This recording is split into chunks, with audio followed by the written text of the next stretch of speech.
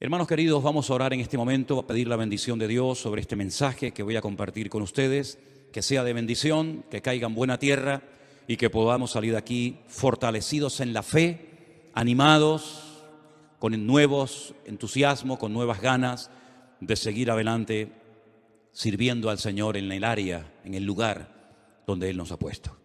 Te damos muchas gracias, Señor, porque tu palabra siempre nos ha hablado, siempre nos ha ministrado. Y queremos en esta tarde pedir que una vez más nos hables y nos ministres a través de ella.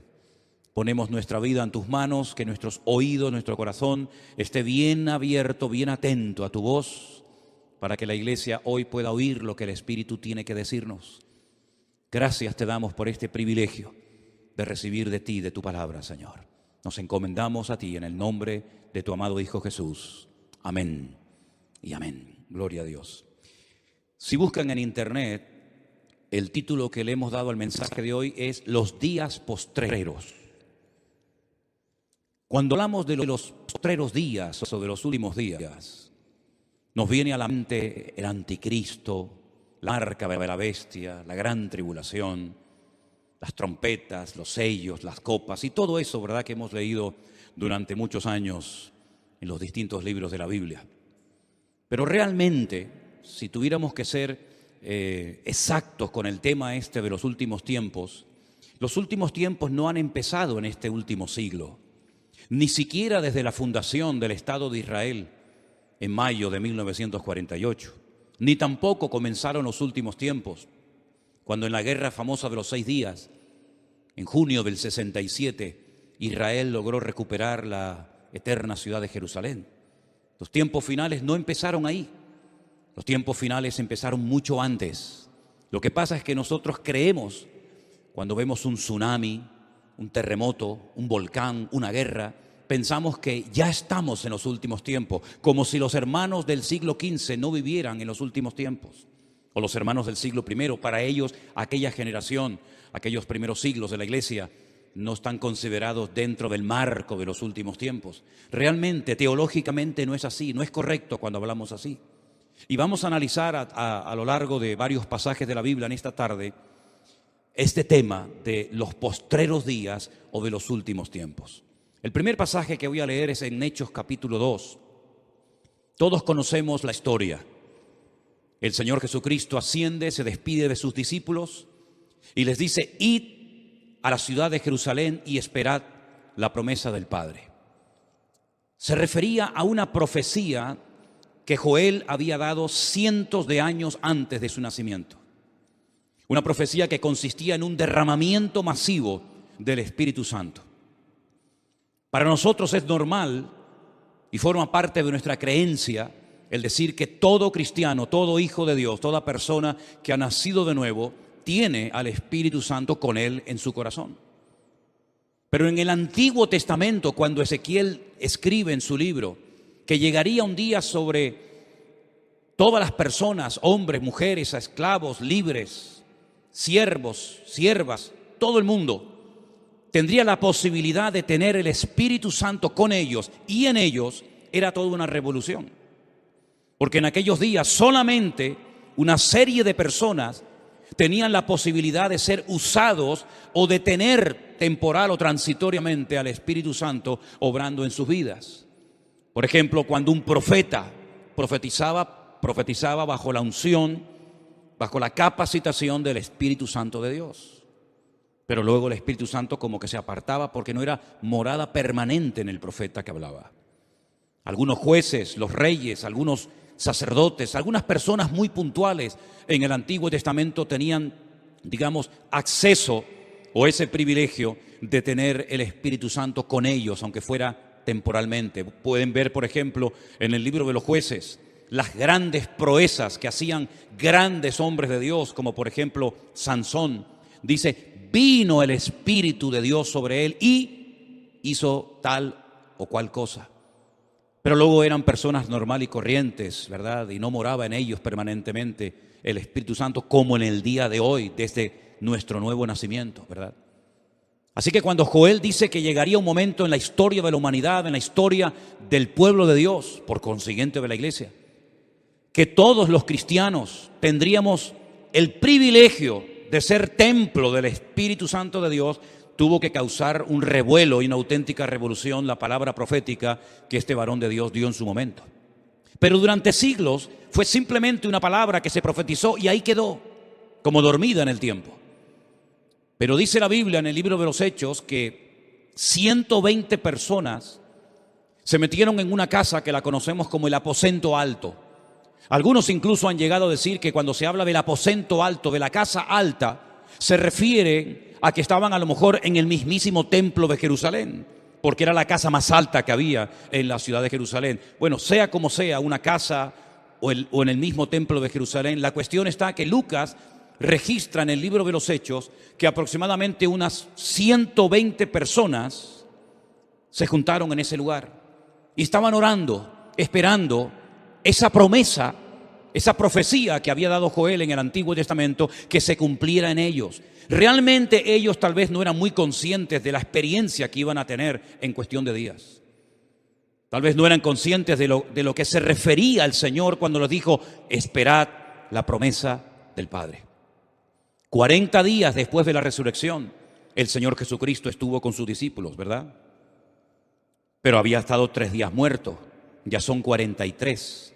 Y la palabra Pentecostés, que viene del término Shavuot en hebreo, que significa semanas, es una fiesta que se celebraba 50 días después de la Pascua. Ellos celebraban que habían recibido la Torá, la ley, en el desierto a través de Moisés. Pero ellos estaban en el aposento alto no dándole gracias a Dios por la ley que Moisés había recibido para el pueblo de Israel, sino estaban esperando otra cosa diferente, la promesa del Padre, como el Señor Jesucristo les había dicho. Así que los 3 días que Cristo estuvo muerto, más los 40 días que estuvo con ellos después de resucitado, quiere decir que estuvieron una semana esperando en el aposento alto la promesa del Padre. 43 y 7, 50 días. Y dice que cuando llegó ese día, el día de Pentecostés, todos estaban unánimes juntos. Había una expectativa. Ellos sabían que iban a recibir algo que iba a transformar su vida, pero no sabían exactamente en qué consistía aquella experiencia.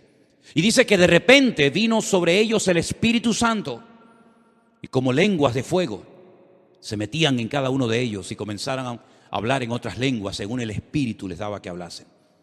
Y aquellas 120 personas recibieron una experiencia que nunca nadie, ningún grupo de personas había recibido ni experimentado.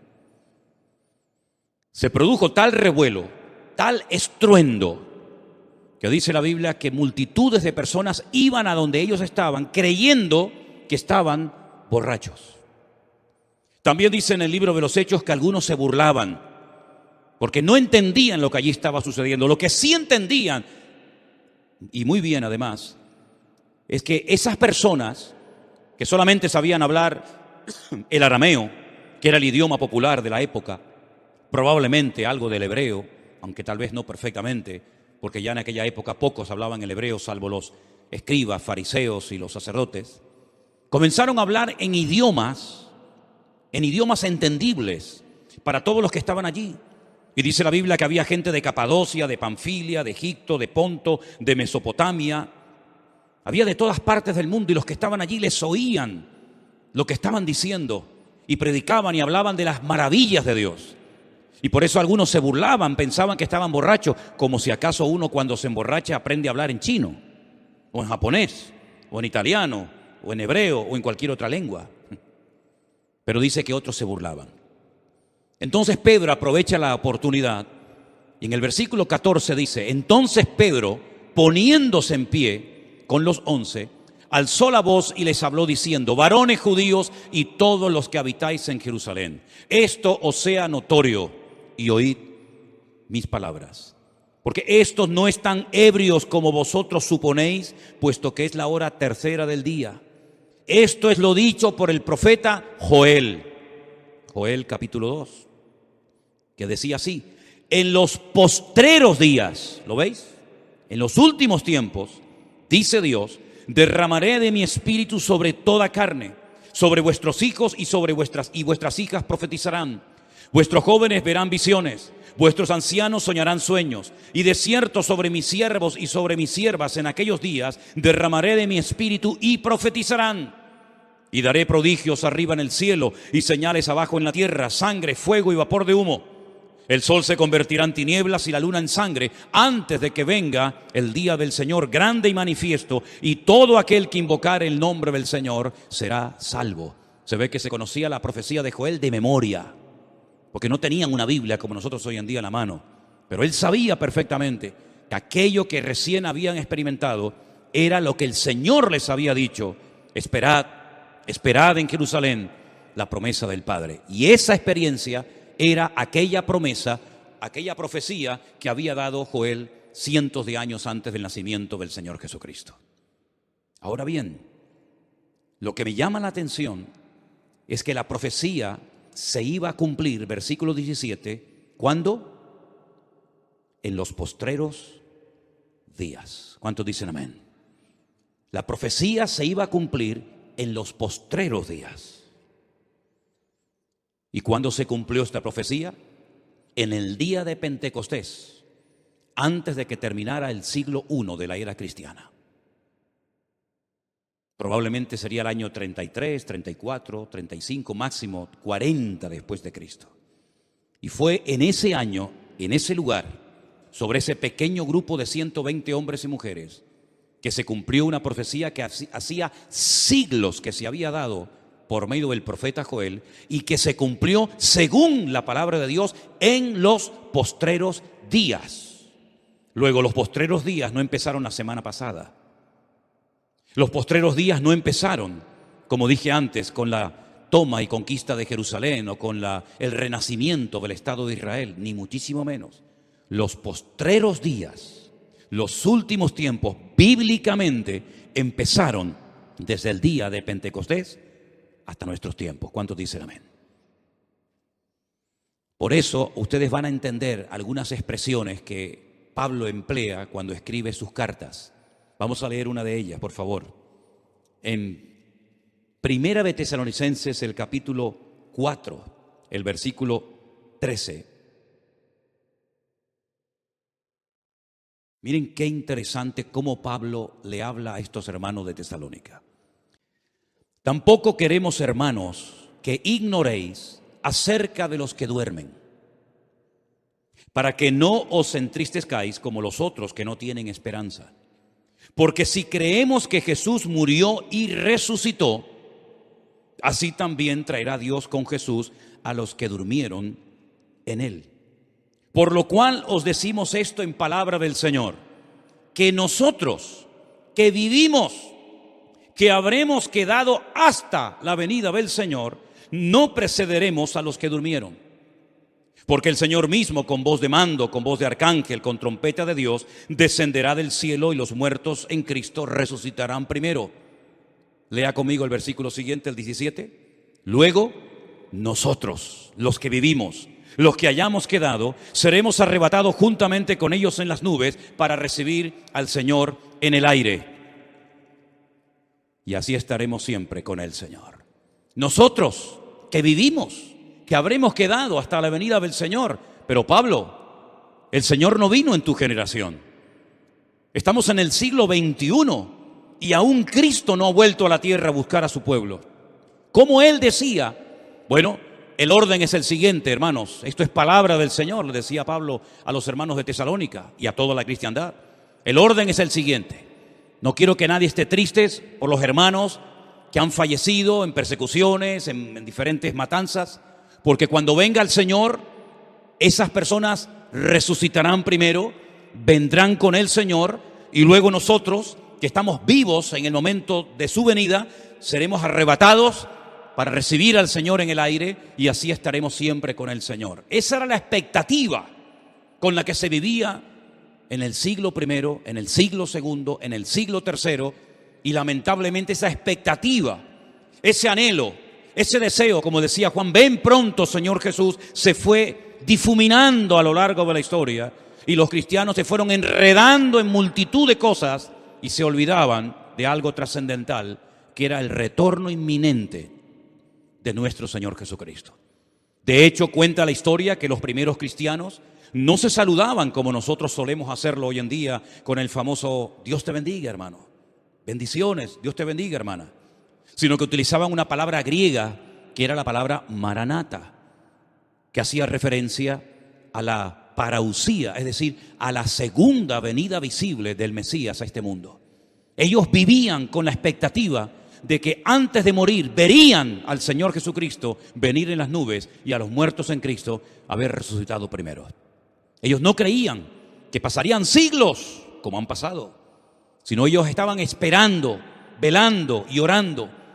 Sabían que en cualquier momento podía venir el Señor, pero la realidad es que el Señor no vino, ni en el primer siglo, ni en el segundo, ni en el tercero. Y de ahí entonces, después de un tiempo, como era algo inminente, algo que todo creyente recién convertido anhelaba y esperaba que en cualquier momento apareciera el Señor, por ahí tiene que escribir Pablo cartas otra vez a los tesalonicenses y corregirles, porque habían dejado de trabajar, habían abandonado todas las responsabilidades que tenían y entonces se vestían con vestiduras blancas y se iban a lo alto de las montañas a esperar que en cualquier momento apareciera el Mesías.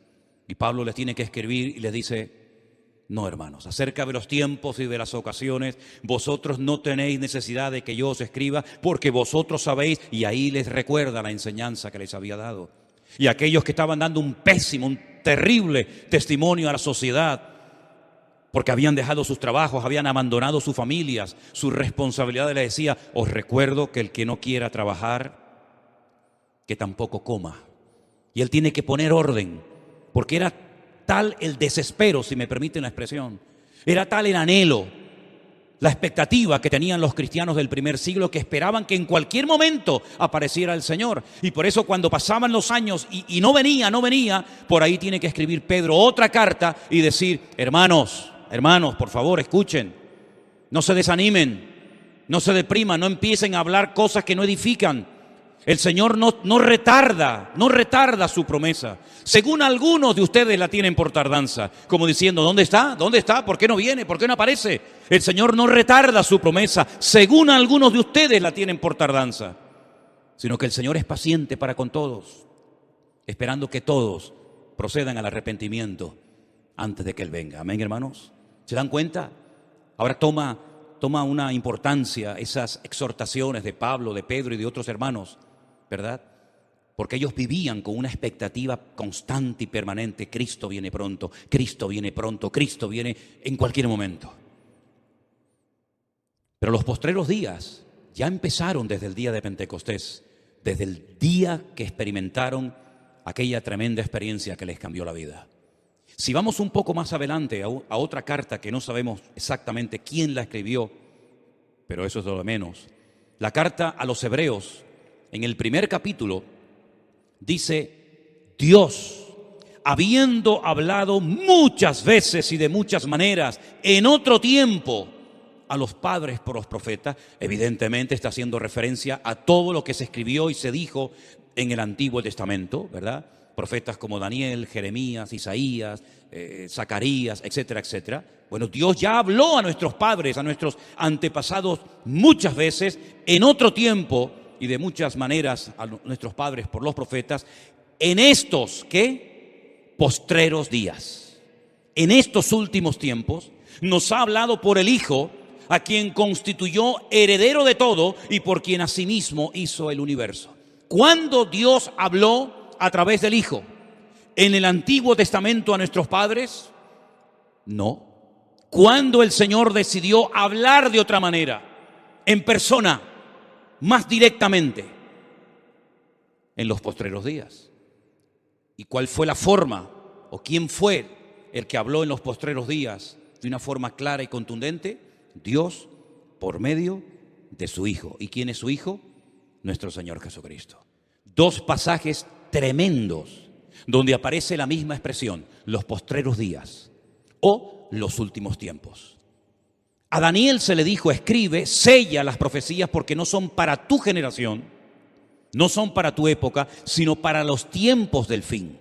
A Daniel se le habló claramente que lo que profetizaba, lo que escribía, lo que recibía a través de revelación, no era para su tiempo, y él no peleó con Dios. Pero cuando se produce ese derramamiento masivo en el aposento alto, dice la Biblia que se cumplió la profecía de Joel, porque ya comenzaron los postreros días. Y para enfatizar el argumento, para reforzar lo que estoy diciendo, en la carta de Hebreos se nos dice que los tiempos finales comenzaron cuando Dios dijo: ya no voy a hablar más a través de profetas, ahora voy a hablar a través de mi Hijo, a quien he constituido el heredero de todo, por quien asimismo hizo el universo. Luego el Hijo no es un ser creado, sino que el Hijo fue el que creó el universo, porque en el principio era el Verbo y el Verbo era con Dios, y por Él fueron creadas todas las cosas. Y Él es el resplandor de su gloria, la imagen misma de su sustancia, y por quien sustenta todas las cosas con la palabra de su poder, habiendo efectuado la purificación de nuestros pecados por medio de sí mismo, se sentó a la diestra de la majestad en las alturas, hecho tanto superior a los ángeles cuanto heredó más excelente nombre que ellos. ¿Por qué tantos datos? ¿Por qué tanta información acerca del Hijo? Como si no supiéramos de quién está hablando. Es que esta carta se escribió a los hijos de los creyentes de la primera generación. Y la primera generación tenía un conocimiento tal vez más cercano a los apóstoles que esta segunda generación ya no conoció. Y para que no confundan el personaje del cual está hablando en el capítulo 1 de Hebreos, por eso dice que Dios habló por medio del Hijo, pero como también hay momentos a los que al pueblo de Israel se le llama el Hijo de Dios, para no confundir, se comienzan a dar aportaciones muy interesantes y se dice que ese Hijo es el que ha sido constituido heredero de todo. Por ese Hijo hizo el universo. Ese Hijo está sentado a la diestra de la majestad de Dios. Y evidentemente se descarta a Israel, se descarta a Moisés, se descarta a Abraham, se descarta a cualquier otro personaje de la Biblia. ¿Para qué? Para que la gente sepa de quién está hablando el autor en este pasaje de Hebreos capítulo 1. Por consiguiente, cuando nosotros decimos, claro, es que ya estamos en los últimos tiempos, ¿por qué? Porque ha saltado una guerra por allí, o ha habido un tsunami por no sé qué sitio, o se cayó no sé qué cosa. No, mis hermanos, los postreros días ya comenzaron hace 2000 años. Es cierto que cuanto más nos aproximemos al retorno inminente de Cristo, las señales se multiplicarán. Y señales que vamos a ver nosotros no las dieron evidentemente algunos hermanos de aquellos tiempos. Por ejemplo, una de las señales que el apóstol Pablo escribió, pero que no la pudo comprobar por sí mismo, fue la destrucción y la reconstrucción del templo de Jerusalén. Porque el Señor Jesucristo, cuando sale del templo y sus discípulos le enseñan lo bonito y lo hermoso que era el templo, Él les dijo palabras que golpearon fuerte sus conciencias. ¿Veis todo esto? Miradlo bien, porque no quedará piedra sobre piedra que no sea destruida. ¿Qué está diciendo el Señor? Está profetizando, y se cumplió en el año 70 después de Cristo, la destrucción del templo de Jerusalén. Pero Pablo le escribe a los tesalonicenses y le dice: inicuo cuya manifestación o cuyo advenimiento, cuya aparición es por obra de Satanás. Y dice que se sienta en el templo de Dios, haciéndose pasar por Dios. Es decir, si utilizamos el sentido común, si el Señor Jesucristo en Mateo 24 está hablando de la destrucción del templo que se produjo en el 70 después de Cristo por los romanos, y Pablo escribe a los tesalonicenses que el anticristo se sentará en el templo de Dios haciéndose pasar por Dios, pues está más claro que el agua. El templo va a ser destruido y al mismo tiempo, o tiempo más tarde, el templo va a volver a ser reconstruido por tercera vez. Y el Señor Jesucristo en Mateo capítulo 24 dice: el que lee entienda. Es interesante eso, ¿verdad? Aparece entre paréntesis. El que lee entienda. Porque hay gente que lee, pero no entienden. Dice: cuando veáis la abominación desoladora, de la cual habló el profeta Daniel, y ahora dice: el que lee entienda. La abominación desoladora es la profanación del lugar santísimo, donde estaba colocada el arca, aunque en la época de Jesús el arca ya no estaba allí.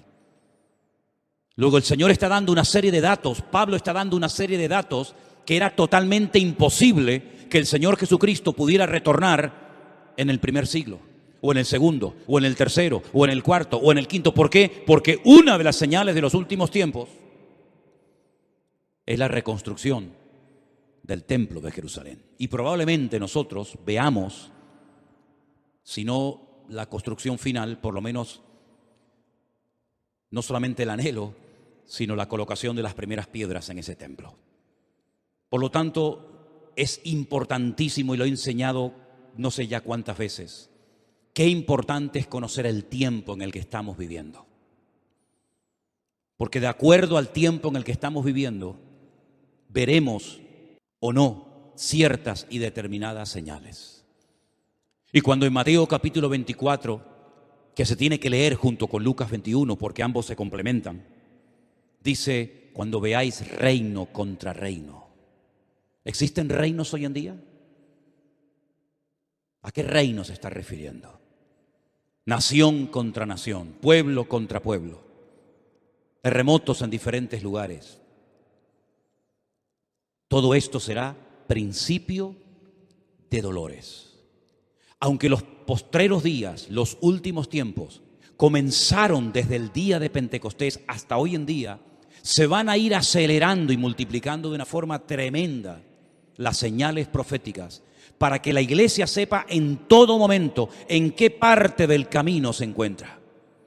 Y yo tengo la sensación y el dolor en mi corazón que hay muchos creyentes que no se enteran ni saben en qué tiempo de la historia estamos viviendo. Le decía hace unos días a unos hermanos que querían ir a Israel: miren, hermanos, a Israel uno no va cuando quiere, uno va a Israel cuando se puede. Porque hace 2 años queríamos ir y no pudimos, por todo este tema que ustedes saben. Y llegará un momento, aunque seas el hombre más rico del mundo, y aunque anheles con toda tu alma y con todo tu corazón ir, no vas a poder ir por las circunstancias que se van a dar. Porque el espacio aéreo de Israel se cerrará, como se ha cerrado en otros momentos de la historia. Y por eso, mis queridos hermanos, ante esta expectativa que nunca tenemos que perder los cristianos, la pregunta es, ¿y qué hago? ¿Qué hago? ¿Qué puedo hacer?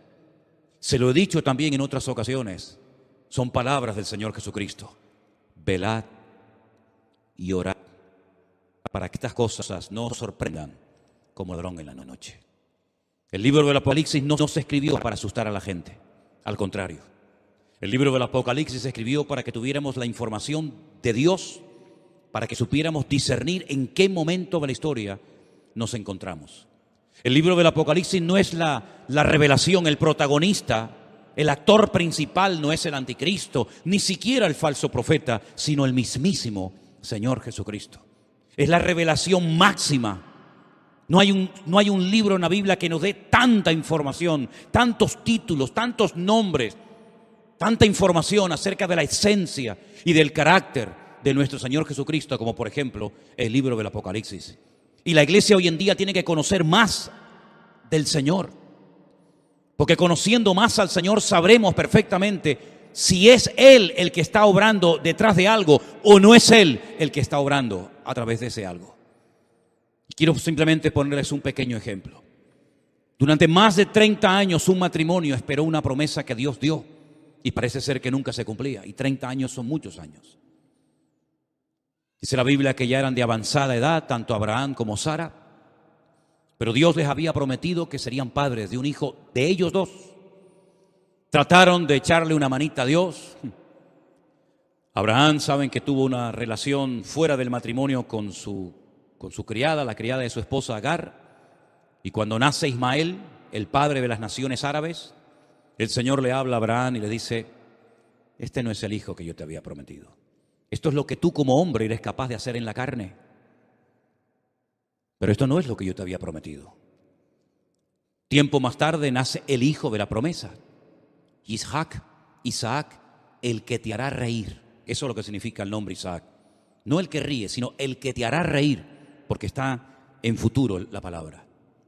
Y cuando nace ese hijo y se cumple la promesa, y Abraham entendió que las promesas de Dios tienen un tiempo. Hay promesas que se cumplen muy rápidamente. Hay otras promesas, es como un parto, ¿no? La madre está embarazada, pero todavía no es el tiempo para nacer. Está embarazada, sí. Tiene al niño, sí. Se está formando, sí. ¿Va a nacer? Todavía no. Luego hay un tiempo para que ciertas y determinadas promesas se cumplan, y no podemos adelantar el tiempo de una promesa, porque entonces lo que se produce es un aborto, espiritualmente hablando, ¿verdad? Entonces, cuando Abraham entendió que fue necesario ese tiempo de espera, de tratamiento, le vuelve otra vez a hablar. Y el Señor le dice: toma a tu único hijo, al que tú amas, a Isaac, y súbelo al monte Moriah y preséntamelo en un sacrificio, en holocausto, como una ofrenda para mí. Es decir, 30 años esperando una promesa, un nacimiento de un hijo, un heredero, y ahora que lo tengo, Dios me lo pide en sacrificio. En ningún momento dudó de que esa voz fuera la voz de Dios. En ningún momento dijo: este tiene que ser Satanás, porque este es el heredero, el hijo de la promesa. De él vendrán las tribus de Israel. De él vendrá el Mesías en el futuro. ¿Cómo lo voy a matar? ¿Cómo voy a cortar la línea genealógica? Él no dudó, sino que caminó 3 días desde el sur de Israel, desde la ciudad de Beersheba hasta el monte Moriah. Pero era tal el conocimiento que este hombre tenía de Dios, y a esto es a lo que apunto, que cuando va con sus criados a un monte donde se puede observar a lo lejos el monte Moriah, le dijo a sus criados: lean bien el pasaje, quedaos aquí, esperadnos aquí, que nosotros, es decir, mi hijo y yo, iremos, adoraremos y volveremos. Iremos, adoraremos, pero volveremos. Génesis, que nos cuenta esta historia tremenda de un padre a punto de degollar a su hijo, no nos dice por qué dijo Abraham: volveremos, porque la orden era matarlo. ¿De dónde sacó eso de volveremos? ¿Dice eso también en el hebreo? Claro que lo dice, claro que lo dice. Pero uno se queda impactado, ¿verdad?, ante semejante expresión. Pero por ahí el Señor utilizó al apóstol Pablo. Y el apóstol Pablo, cuando le escribe una carta a los romanos, una carta preciosa, muy profunda, por cierto, hablando de Abraham, dice: era tanta la fe que tenía en Dios, que creía que Dios se lo podía devolver de entre los muertos si se lo pedía. Nunca se había producido la resurrección de nadie, pero Abraham tenía la fe de que si oraba al Dios que lo había llamado de Ur de los Caldeos, el Señor se lo podía devolver de la muerte. ¿Cómo? Pero él tenía esa fe en el Señor. Es decir, sin Biblia, sin pastor, sin iglesia, solo, llegó a tener una comunión tan grande con Dios que él sabía que Dios se lo había prometido, y él sabía que Dios se lo pedía en sacrificio, y él sabía también que si lo degollaba, Dios se lo podía devolver otra vez con vida. Eso es lo que hoy en día necesitamos nosotros los cristianos: conocer al Señor de tal manera que en cualquier momento podemos decir: eso no es de Dios, eso sí lo está haciendo el Señor. Eso, es decir, un discernimiento que no viene simplemente por leer y aprender versículos de la Biblia de memoria, sino por la comunión, por la relación con el Señor. Y eso es lo que la iglesia necesita, y eso es lo que significa velad y orad, para que estas cosas no os sorprendan como ladrón en la noche. Y cuando aquel jovencito, y todos hemos tenido 18 y 20 años y hemos tenido la sangre alterada, tiene la ocasión de su vida de mantener relaciones con la mujer de su amo, no hay nadie en casa, nadie se va a enterar, solamente va a quedar entre ella y él, pero él le dice a ella: ¿cómo voy yo a pecar contra mi Dios? No había ni un solo texto de la Biblia escrito, ni Moisés se veía en el horizonte, no estaban escritos los 10 mandamientos. Sin embargo, José, sin Biblia, sin iglesia, sin pastor, solo ante el peligro, fue capaz de discernir que aquella tentación no venía del corazón de su Dios. Y entonces él prefirió huir y quedar como un cobarde y dar con sus huesos en la cárcel un montón de años antes de pecar contra su Dios. ¿Cómo sabía él que si él caía con aquella mujer casada iba a desagradar a su Dios? Porque conocía a su Dios. 2 ejemplos: Abraham y José. ¿Os dais cuenta? Eso es lo que la iglesia necesita recuperar, que lo tuvo en el primer siglo, que tuvo esa visión y ese discernimiento en los primeros siglos de la era cristiana, pero que se ha ido perdiendo con el paso del tiempo. Y entonces la meta, el objetivo, la expectativa ha quedado desplazada, y tenemos discernimiento y tenemos sabiduría y tenemos inteligencia para hacer negocios y para hacer empresa y para conseguir cosas, pero para el mundo espiritual muchas veces que encontramos gente inteligente que no se enteran de nada y son científicos, son personas con estudios, pero que del mundo espiritual no tienen ni la más remota idea. Y ese discernimiento espiritual es el que urgentemente necesitamos recuperar como pueblo de Dios para saber ubicarnos en este tiempo difícil y peligroso en el cual Dios decidió ponernos a ti y a mí para que no nos dejemos amedrentar ni pasemos desapercibidos, sino que en medio de una generación perversa y maligna podamos brillar como luminares en el mundo y decirle al mundo: Cristo viene pronto. ¿Cuántos dicen amén? Cierra tus ojos en esta noche. Aleluya. Apláudale fuerte al Señor si quieres. Aleluya. Gracias, Señor. Estamos en los postreros días, lo sabemos, Señor. Tu palabra nos lo enseña, lo hemos visto claramente en tu palabra. Ahora nos toca, nos corresponde a nosotros, Señor, prepararnos, no perder el tiempo, invertir nuestro tiempo, nuestros recursos, nuestra vida en el reino de Dios para que millones de almas vengan al conocimiento de la verdad antes de que tú vengas, Señor. Aviva tu obra, Señor. Usa nuestras vidas aún más, Señor, de lo que hemos visto hasta el día de hoy. Úsanos de tal manera que podamos, Señor, llevar tu palabra a millones y a millones de personas en todas las naciones de la tierra, Señor. Abre puertas y suple toda necesidad que pueda aparecer en el horizonte, material, de obreros o de la índole que sea, para que el reino de Dios avance y se pueda divulgar la palabra de Dios, porque dice la Biblia que cuando el evangelio sea predicado hasta el último rincón de la tierra, entonces tú vendrías. Guárdanos mientras tanto, Señor. Cuídanos en este tiempo. Guarda nuestros matrimonios, que nunca falten nuestras fuerzas, que nunca nos falle la mente, Señor. Y que nuestro corazón esté alineado completamente con el tuyo, Señor. Para que podamos discernir y oír tu voz en medio de la oscuridad. Como Abraham, que te amaba y fue al monte Moriah a sacrificar a su hijo amado porque lo había oído de parte de su Dios. Danos la santidad de José, Señor. Danos el valor de aquellos jóvenes en Babilonia. Danos el conocimiento, Señor, de Pablo, tu siervo, que aún Pedro dice, nuestro hermano Pablo, que escribe cosas difíciles de entender, que aún los indoctos tuercen para su perdición. Ayúdanos, Señor, a servirte los últimos años que nos queden de vida y ayúdanos, Señor, a ser canales de bendición.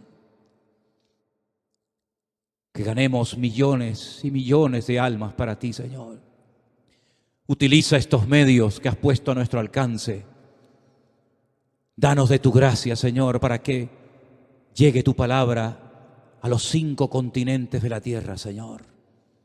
Y que milagrosamente puedan entender la palabra que se predica desde este púlpito. Gracias, Señor, por lo que hemos visto, pero queremos más.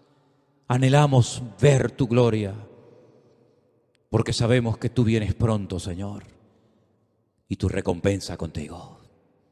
Un poco más, y pronto vendrás. Aviva a los jóvenes de la iglesia, a los matrimonios, a los que recién comienzan, a los que llevan años. Que todos estemos en línea contigo, Señor. Gracias por tu palabra, Dios mío. Invito a la iglesia a que se ponga de pie en esta tarde. Levanta tus manos al cielo conmigo y dile: Señor, ayúdame y usa mi vida, Padre. Ayúdame a ser un hombre útil en tus manos, Señor. Ayúdame, Señor. Ayúdame, Señor, a ser un siervo de Dios Que nada ni nadie se interponga entre tú y yo, mi Señor. Que nada ni nadie nos robe la comunión que tenemos hoy, Señor. Te adoramos, Señor Jesús. Adoren al Señor. Proclamen su grandeza. Levanten sus voces delante del trono de Dios. Aleluya. Santo, santo. Aleluya, Señor.